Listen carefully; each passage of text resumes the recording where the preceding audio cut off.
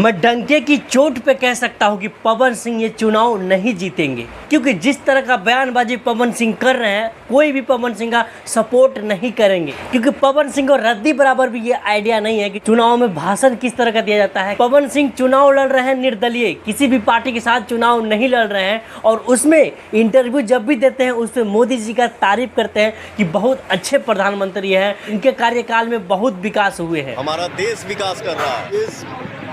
का नाम दुनिया में हो रहा है मोदी जी के चलते। ये बात आपके लिए तब तक ठीक था जब तक आप बीजेपी से जुड़े हुए थे, लेकिन जब से आप निर्दलीय खड़ा हुए हैं तब से आपको ये ध्यान रखना पड़ेगा कि आप किसी भी पार्टी का तारीफ ना करें, क्योंकि अगर आप किसी अन्य पार्टी का तारीफ करिएगा तो लोगों को लगेगा कि वो पार्टी भी मेरे लिए बेस्ट है, तो मैं पवन सिंह को वोट क्यों दूं। और पवन सिंह जी, आप जब मोदी का तारीफ करते हैं कहीं भी जाके तो लोगों को ये लगेगा कि मोदी जब इतना अच्छा नेता है, मोदी का सरकार जब इतना अच्छा है, तो हम मोदी का सांसद को क्यों नहीं वोट दें जो आपको वोट दे। अगर मोदी का सांसद को वोट देंगे तो उनको ज़्यादा लाभ होगा, उन तक ज़्यादा योजना पहुंचेंगे, उनको ज़्यादा फायदा होगा, क्योंकि उनका सांसद का सरकार ज़्यादा सुनेगा, आपका इतना सुनेगा भी नहीं अगर आप जीत भी जाते हो। तो इसीलिए पवन सिंह जी, अगर आपको जीतना है चुनाव, तो कम से कम चुनाव भर मोदी जी का तारीफ करना बंद करिए, अन्यथा आपको कोई वोट नहीं देगा, क्योंकि आप खुद कह रहे हो कि आपसे बेस्ट मोदी जी है या फिर उसका पार्टी है।